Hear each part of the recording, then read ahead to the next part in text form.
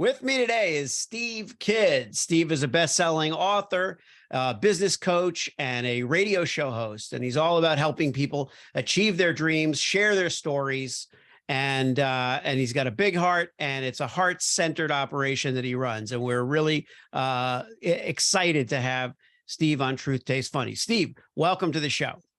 Hey, Hirsch, thanks for having me. I really appreciate it. It is my pleasure to have you here. For those who don't know you, tell us a little bit about your work as an author. Absolutely. So I have personally 21 books that I've written now that are #1 international best-selling books. They run the gambit all the way from, I have one that's a comic, and but most of them are business books, and even a couple that are adult books. So just whatever comes into my mind, I put it out there. But more importantly, I work with authors, helping them write, publish, and market their books to bestseller and beyond. Yeah.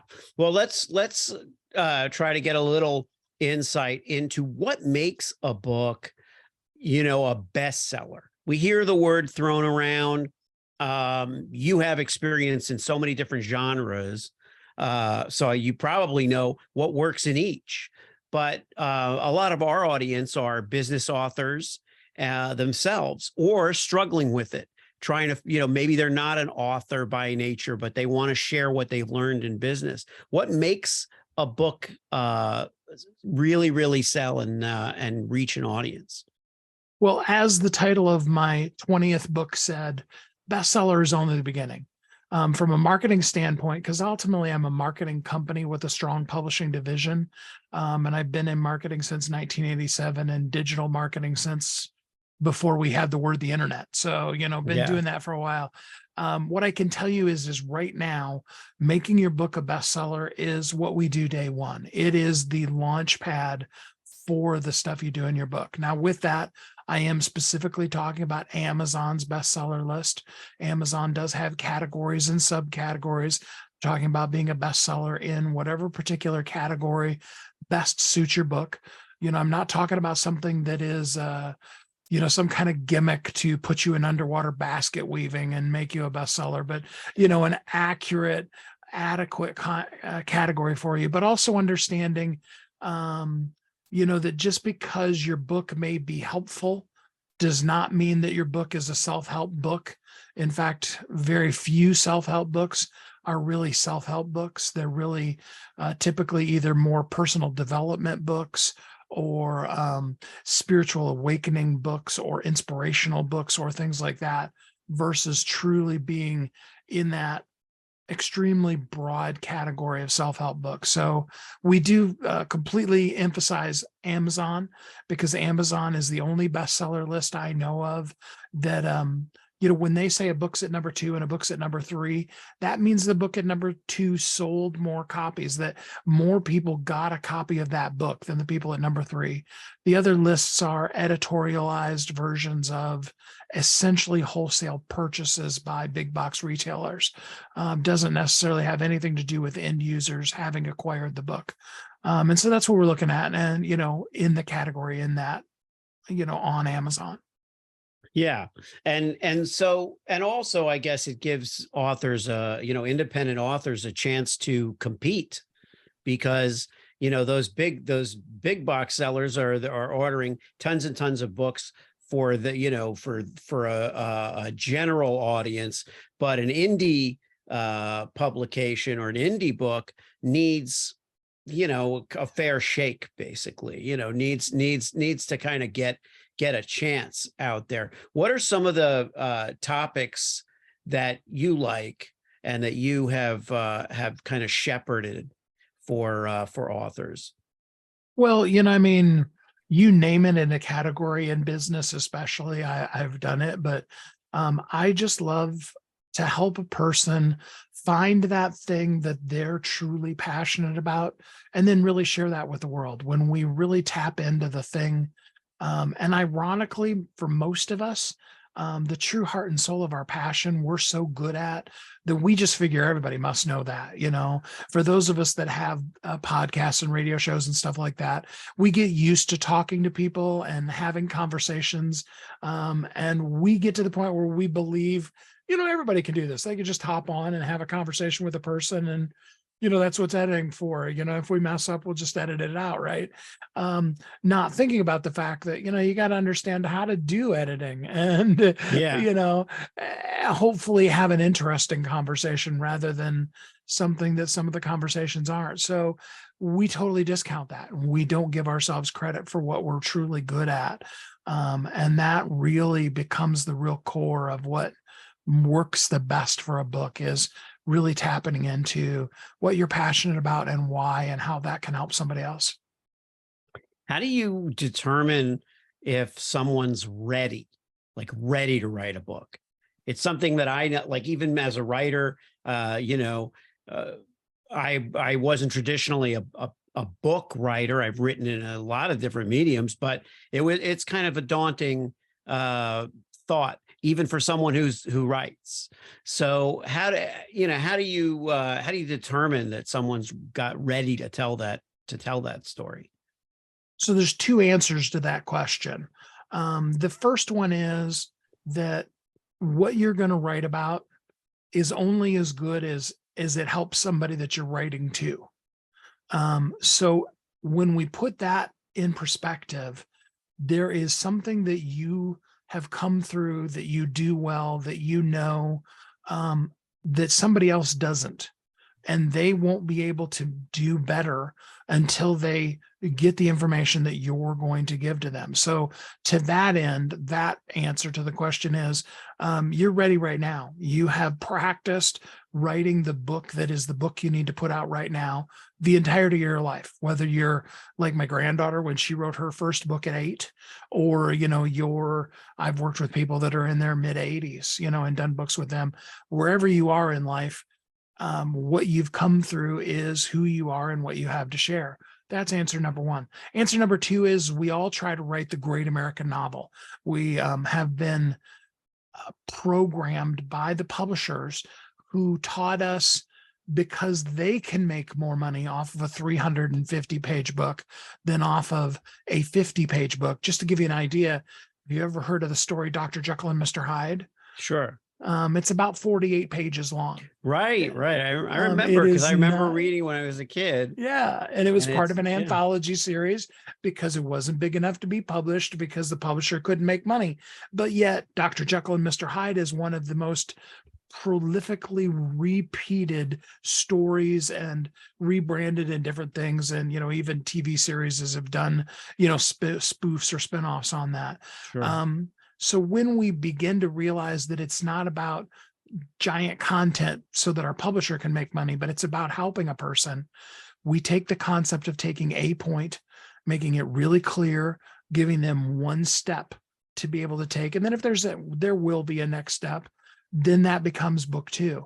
Amazon statistics even back that up for us, Ursh. They have found that if your book is 100 pages in print, so I'm talking formatted print pages, 100 pages or less, more than 60% of the people that get the book will finish the book. If your book is over 100 pages, 101 to 200 pages, that drops to around 20%.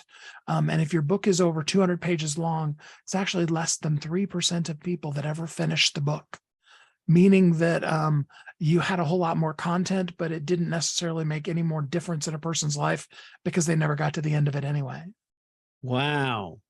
Well, that's interesting, and it's encouraging as well, because really what you want to say is that when I have told the story the way it needs to be told, that's when the book is finished. I know from writing screenplays, we had this notion that it was 90 pages, that it was 90 minutes is the ideal, or 120 pages if it's a drama, 90 pages for action or comedy. And it's like, and I remember early on writing a screenplay and having it be 89 pages and being like, I probably can't do that. I probably need to write a few more minutes so that it's over 90 pages. Also, your method, as I understand it, is not just about knowing what is a bestseller, but also seeing the best in people and having this ability to really see into them and get a sense of them. Where does that come from? I always say, I don't know why God has chosen to give us the gifts he does. That one happens to be mine, and I really enjoy doing it. And we just get on a Zoom call with the person, and we begin to talk through stuff. I get them talking. There is a format for books that I know well, so I can talk them through that process. But it's really just about getting them sharing and hearing the things that they're saying and listening for that spark of passion to then get them to go down that road to talk even more about that. Yeah. And what is the difference that you see in somebody from the time they come to you till the time they actually finish a book? I've heard that this is a kind of an astounding moment when people finish a book. What can you tell me about that? It's such an amazing thing to get to be able to do. It's kind of sort of like being involved in the birth of a child, really, and there's all those fears of, well, what if it's not good enough? And what do I have to say? And all the questions that we had as parents before, especially before we made our first child. And or, there are those of us who are just young and stupid and didn't know any better to question it. But, when we get a little older, we start thinking those kind of things. Um, and it goes through that process. And then they begin to see, I love one of my authors, she said, finally, for the first time, after years of having people tell me I should write a book about my story, I finally can see in writing who I am and how I sound and what my story really is. To me, that was just the coolest moment ever, was to be able to help her really find her voice. Yeah. And then we go through the whole process of the night before just being terrified that nobody's going to accept your book. And then, of course, that next day when they do become a bestseller, because I have 100% success rate. So it's awesome to get to see them come forward with what they are going to do in the world. Well, also people would maybe be concerned, I'm not like as an author, I'm not known yet, so it's one thing for a celebrity or someone who's established in a certain field to write a book, and then it might be another thing if an author, prospective author, comes to you and they may be known among the people they work with, but they're not necessarily, the name is not going to sell the book, right? Right. How do you allay those fears and address those concerns? Well, and keep in mind that, I've worked with 4,000 or 5,000 authors now, have 100% success rate of making them bestsellers. It goes back again to bestseller is only the beginning. Bestseller is a day one thing. It is a powerful influencer credential. Don't let me in any way demean it. It is the number one influencer credential, bar none. My medical doctors would be the first ones to tell you they get more out of saying they're a best-selling author than they do out of saying that they're a doctor. But with that said, that's like building a foundation to a house. That's like walking across the stage and being handed the diploma that says you are now a medical doctor. Doesn't mean that that's, somebody's going to hand you a prescription pad and say, here, go diagnose this person and write them drugs. There's a whole process that we build on top of that foundation. And that's where marketing comes in. Tony Robbins is only big because Tony Robbins took, and as the sign behind you says, branded himself as Mhm. being who Tony Robbins now is. There was a lot of years. In fact, he made millions of dollars and then lost it all. And nobody even knew who he was, even with those millions of dollars he made, because there wasn't a market and a brand, and it wasn't based on anything. So we have to start with the foundation. Bestseller is that foundation, and then put a marketing program in place to really truly let the world, or the corner of the world that you're meant to reach, know who you are. I like that notion that the bestseller status is kind of certificate or a graduation of sorts. So tell me a little bit about what happens after that. Let's say the book comes out. they achieve that notification in terms of their bestseller status. What are some of the traditional things that you're doing that help shepherd that to the next level, and what do they expect? What can they expect at that point? Absolutely. I mean, it's important to note, and Seth Godin said it best. I love how he put it. He said, if you're writing your book to make money, then don't. But if Hmm. you want to make money, you absolutely have to have a book.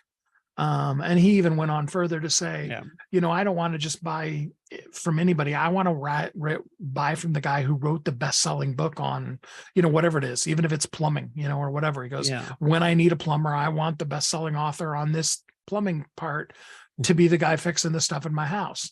And that's really, truly. But so we're going to build on top of that. It might be speaking. Very often it has to do with courses or programs or things like that. I'm talking mostly business and nonfiction books in this particular case. And a big piece of that starting point is you have to understand how to really truly build community. And that's an ever-changing monster. 4 or 5 years ago, we would have totally been talking about creating a Facebook group. These days, and I even saw a news report now that they're talking about completely banning TikTok, so we can't even talk about that anymore. There is a whole new wave of, and Gary Vaynerchuk is one of the ones that talks about having his own community-based app, and it's really about, again, I'll go back to a quote from Seth Godin. He said, better to have 100 raving fans than 10,000 people who could really care less. And Yeah. that's what we're going to do next, is build that community. And from that community, really begin to, build and thrive. Now, as someone whose life is books, um, how do you feel about just this evolution of banning books, of not so much just politically speaking, but just in terms of the availability of books, the importance of books, classics and so forth. Do you have any feelings about that? Well, I agree completely with the quote from Gouda that said, the society that burns books will next burn people. Yeah. That's either written out on, I believe it's the walls of Dachau, one of the concentration camps. So I believe very strongly in that. I also believe very strongly in the concept of training up a child. So when it comes to material that are being offered to our children, that's why they have parents, and that we as parents need to step up, that it's not the responsibility of the government or the school or anybody else. We're the ones that made the choice to create this human being. We need to also be the grownups to make the choice that we're going to help shape that person both into who they need to be while they're part of our family unit, but also an intelligent enough individual that they can really discern right from wrong and make choice, and not just be the next sheep following the pasture, but can really take information and research and know and study and make intelligent decisions versus just blind faith following decisions. That's, I guess, where I fall down on that particular subject. Yeah, well said. In this world, in today's world, the world of the last few years, several years, whatever it is, a lot of us felt like we were kind of swirling around in a haze, and that can affect you both in terms of what your career should be, your business orientation, and what you want to do, but also on a very human level, on a very existential level. So has the tone and tenor and experience of book writing and book publishing uh, evolved in a certain way over the last few years? Um, I think that for the most part, it's a matter of really having now facilitated the ability that anybody that wants to could write a book. And then it becomes, we're now in that transition of, not just putting any old thing out there, but what needs to go out? What is that thing that really has to be said today? And I think that's really kind of where we're in the realm now. And that's kind of what I help people is, rather than just that thing they think they need to say, what is that thing that they really do need to say? Because also, you hear a lot about the term thought leadership, and we could talk all day just about that notion and what it could mean or what it means. Labels in general are, often kind of a waste of breath, but it's more as a perspective writer saying, well, am I saying something new? Am I saying something? Am I just telling my story and and so it's original in that way? Where does originality play a part in business storytelling? I don't know how we would describe business book writing, maybe. Right. So, number one, there's a quote from Solomon. So, 4 to 6,000 years old, however old, that says there's nothing new under the sun. So Right. when we absent ourselves from trying to come up with something that no one in the world has ever thought of, and just then be ourselves, because if you were in a room, and let's use something that may be boring to a lot of people, doing taxes, and I know people that love doing taxes, but for the most of us, we dread that time of the year. um if we put a room full of 1,000 people that love doing taxes, and we ask them to tell their story, each one of them would have a different nuance. And the cool part about that is that there would be people that each one of them would connect with, and there would be people that each one of them would not connect with. And that's really what it boils down to, is it's for the person that you're meant to share with, the way that you say that same thing. I'll give you a perfect example.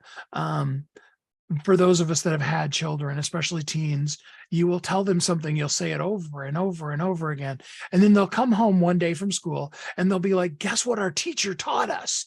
And they share it with you like it is the, life and breath, I Ching, newest revelation in the world. And it's, literally that thing you've been saying for the last decade.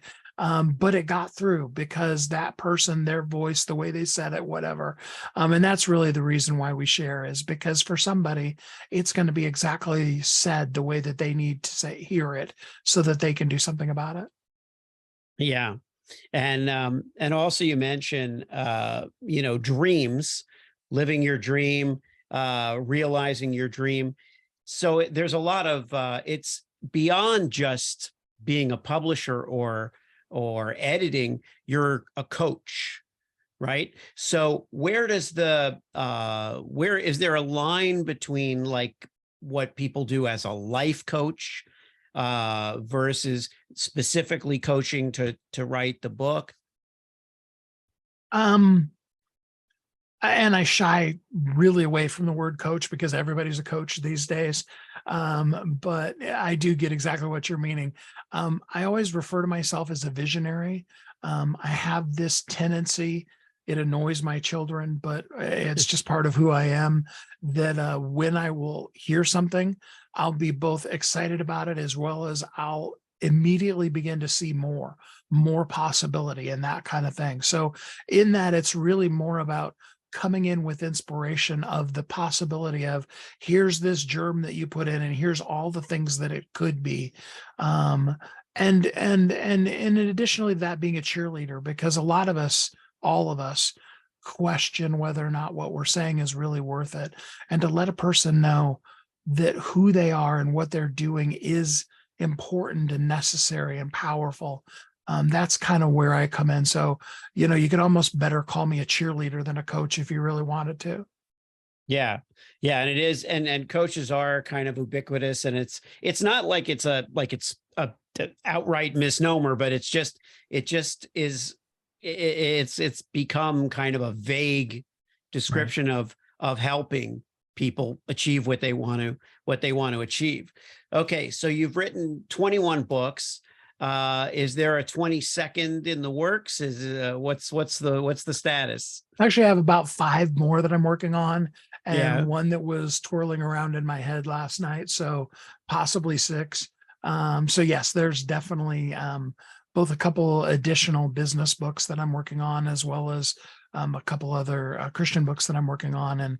And we'll see. I may have a couple of nonfiction books that'll pop out of me throughout the course of time too.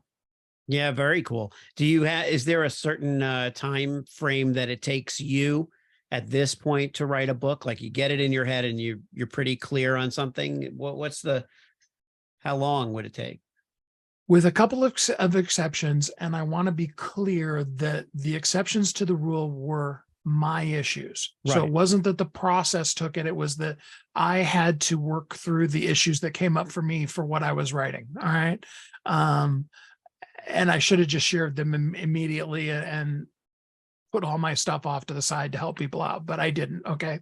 Um, it takes me about 2 to about 3 hours to actually write a book, because I encourage everybody to use speaking to write the content for their book. I do interviews for all of my clients so that, because most people aren't aware enough of the process of a book that they could just go and just spew it out. When I do a book myself, I'm literally self-interviewing myself. I'm asking the questions in my head and then doing the next part. But yeah, about 2 to 3 hours is what it takes to get the content out. That'll go to a content story development editor. And that's usually about a week for them to review that, and tell me all the places that I was crazy and what I was saying or Hmm. made no sense. And then we, over the course of that next week at the most, we'll hone all that out. And then my grammar editor will take another, 3 or 4 days on it. And simultaneously during all of that, the graphics team will be making the cover. But so I've done a book in as little as 3 days. Typically speaking, for me, we're looking at about 3 weeks to 4 weeks to do it. I always tell my authors, 30 to 90 days is all that it takes to put your book out, from absolutely no idea of what you're doing to completely done.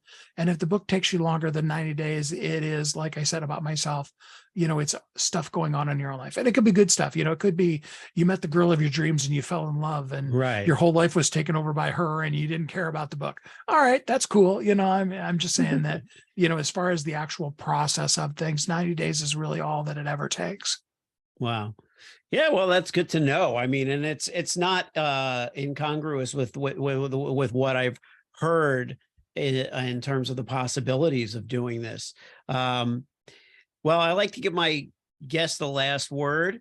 If there's a message you want to share with the audience, we have a lot of people striving to accomplish all kinds of things, but a lot of my audience has either undergone, experienced, or anticipated major change, major upheaval in the last year, and totally understandable. So, for these people that are listening, what piece of advice would you share? Well, number one, I would most definitely tell them somebody's waiting on you.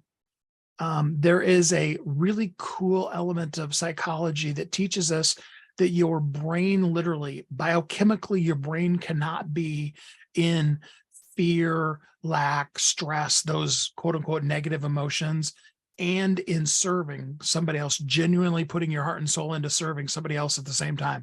We literally, chemically, our brains can't do both of those simultaneously. So when we are in those places, we all get in there. The best thing we can do is begin to find a way to reach out from ourselves and to serve somebody else, to do something to help somebody else, whether it be as simple as smiling at, the person behind the cash register that's just a gloomy Gus and we'd like to, give them what for instead, smile and be happy to them. Do something random. Tip the girl at like a Taco Bell or some place that doesn't even think about tips, and see how much that'll just totally change their day. I love doing things like that when I'm in kind of a bad place myself. That's number one. Number two, I do have a free gift for all of your people.